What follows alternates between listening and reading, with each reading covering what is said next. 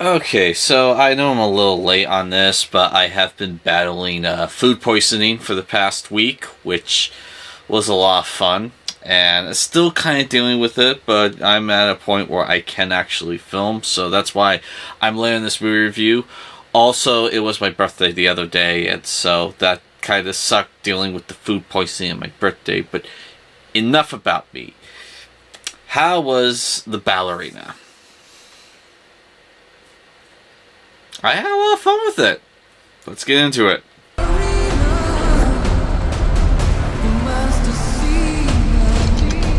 You have no idea what you just walked into.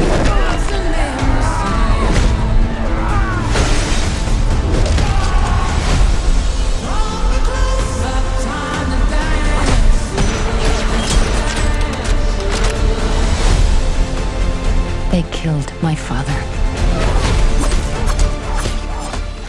Real quick, before we continue on with the video, I'd like, in lieu of a sponsor, I'd like to just point out, it would really help out if you guys could throw a like or even a dislike, a comment saying hi, just anything to break the algorithm, because YouTube does not like promoting the videos on this channel. We are almost to the 1,000 subscriber mark, allowing us to start making money, and then YouTube might actually start pushing the channel more. So just, I found that one video, if I could get 20 likes, I could get up to 1,000 views per video. So just anything to help out, guys, that would really appreciate it. But moving on with the review of the Ballerina. The rough general synopsis is this takes place in between the third and fourth John Wick film, following a different character. Some people insinuated that this was following the woman dancing in front of Angelica Houston in the third one. I don't think it's quite the case, but it is that same group. And it follows a female, I don't want to call her assassin, she's like a close protection asset, or a highly skilled bodyguard with the Roma. I don't know if I'm pronouncing that right, but that's what I'm going to call him for the rest of the video. And she decides to go on a trail of revenge to avenge the death of her father, and from a mysterious group that she hasn't known who they are until just now. And it's set in the world of John Wick, and if you didn't know that, the title is going to let you know it, because I don't know if this is called Ballerina or if this is called From the World of John Wick Ballerina. Seriously, is this character, guys, in F or B? I don't know. However, that being said, do you need to see the third and fourth John Wick around this film? No. There's a couple of scenes where you're like, oh, I remember that from the third movie.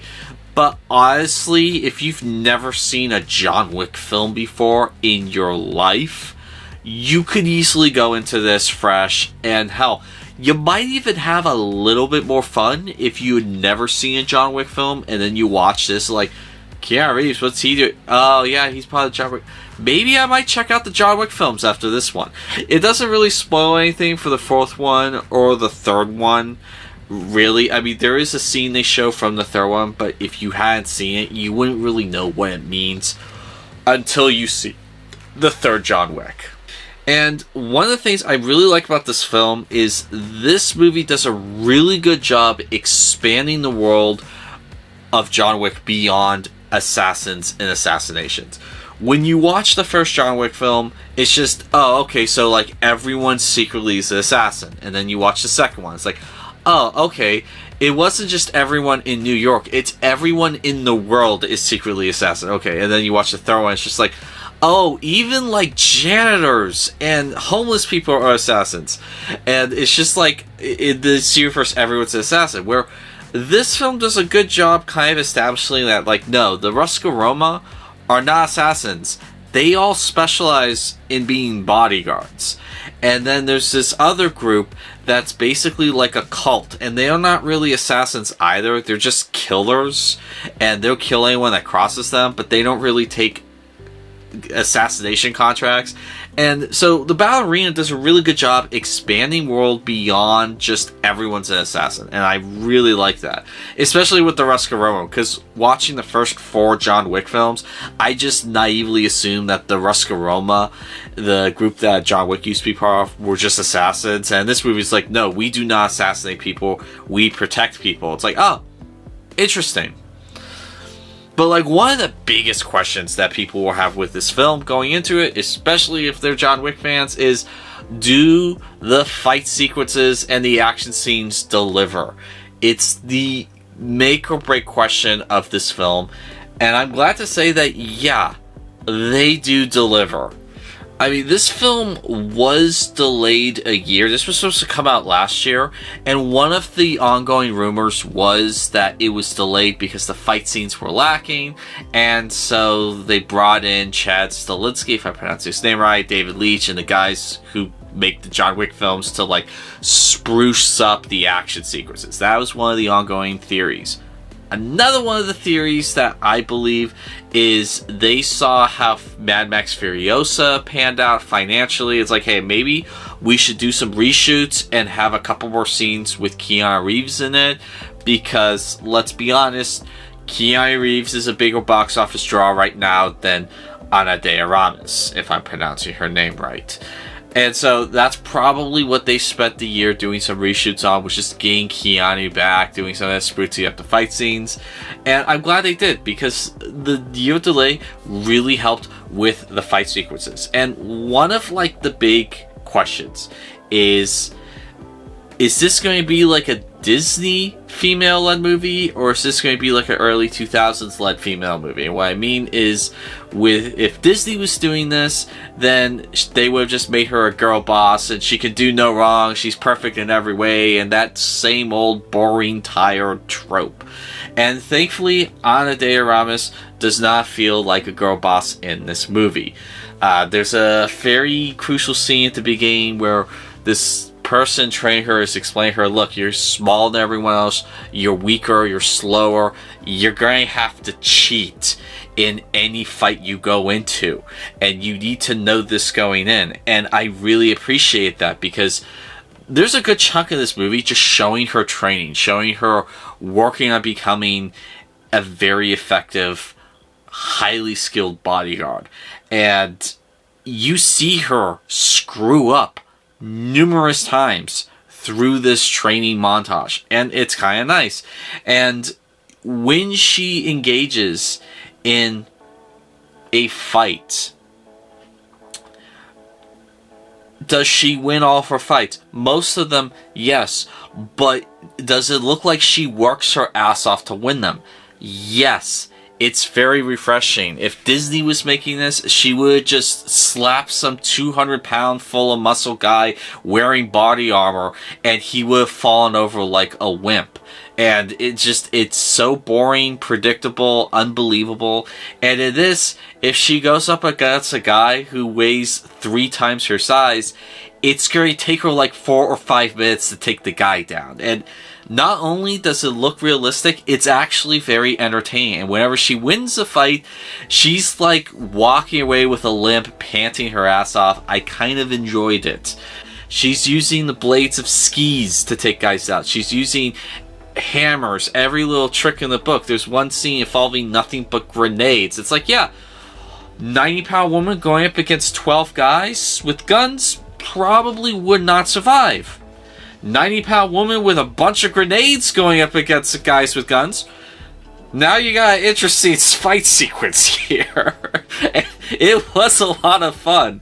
Another one that just kind of blew my mind was the flamethrower sequence. Like, the entire time I was watching that scene, you see a little bit of it in the trailer, but you don't see the whole sequence. You only see like a fifth of the sequence in the trailer. It's just like, the entire time watching that sequence, I was thinking someone must have got brutally burnt during the sequence. There's no way you could have had this many people with this many streams of gasoline-propelled fire and not get horrifically injured. I mean, it's one of those sequences, it's going to stick with you for a while, just with how terrifying the sequence is, just thinking about what they had to go through to pull this sequence off. And like probably my favorite scene in this movie is, and unfortunately I was honest with my girlfriend, she had to walk out on that scene because she got an important phone call she could not put off. She had to take it. So unfortunately she missed one of the best scenes of the movie, and that was the first fight scene with Ana de Armas, because this is like the first mission she goes out on. It's her first actual real world fight, and the amazing thing about the sequence is she is clumsy as all hell in this fight. She's tripping over herself. She's getting, clothesline, socked in the jaw numerous times. I mean, she has to work to win this fight. And it tells a story. It tells like, hey, this is a newbie in this fight. And it was really entertaining. It was one of the best fights in the movie. It's like, after it was over, I was like, okay, they definitely are taking a good approach with the fighting in this film. It's still, even with the flamethrower sequence, it stands as like one of the best fights of the movie, in my opinion. Now, to get into some of the criticisms, because I had very few with this movie, I felt the cult wasn't developed enough. That being said, if you look at the first John Wick film, the Continental wasn't really that developed, and then like the entire underworld wasn't really that developed. They were keeping it a little vague just so people could go with it with their imaginations. And I think maybe they're trying to do the same thing here, but I just would have liked a little bit more explanation. You had like 3 separate characters say they're not really a family like the Ruska Roma, they're more like a cult. And honestly, I didn't see really a difference from the Ruska Roma, from, the Bowery. It's like, I heard people tell me it was a cult, but the only thing cult-like was that, oh, they like raising kids from a young age. They like get parents, and your children belong to us, and if you try taking them away, we'll kill you, and your children are ours. But like, if that's the most cultish thing about it, well, the Ruska Roma are a cult, and the Bowery are a cult, and the other families in this world are cults. Like, I didn't really see anything. It was like, oh yeah, every weekend they do blood rituals and blood sacrifices. Like, okay, that's a cult.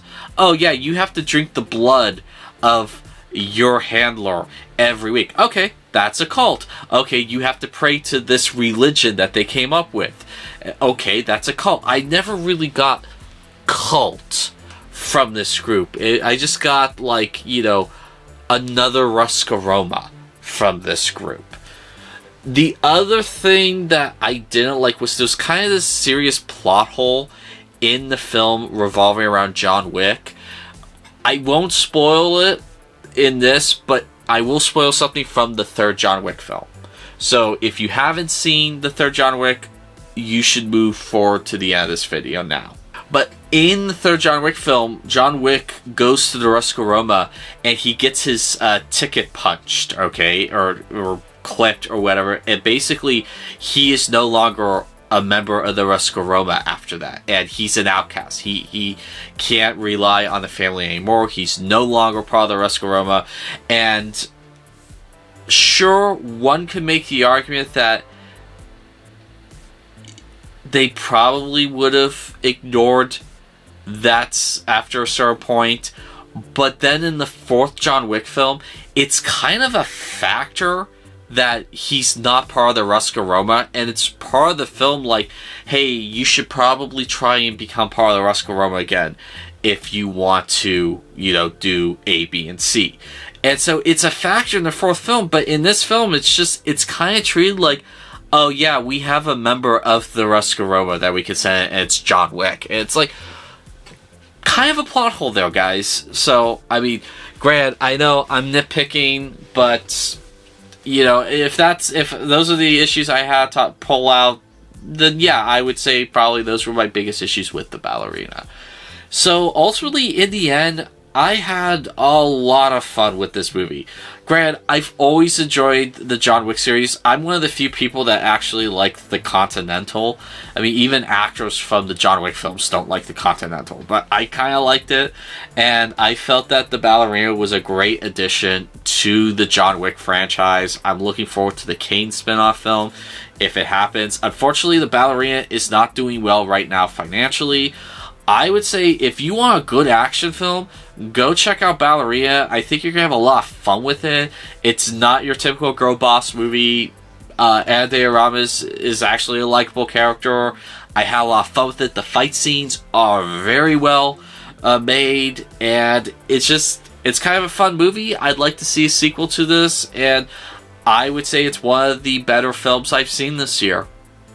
So, yeah, with that being said, that's been my review of the Ballerina, or From the World of John Wick, Ballerina. That's a terrible title. Just call it Ballerina, guys. What did you guys think? Say off in the comments down below. My name's Chris Recall, 11 Hour Reviews, and that will be all for today.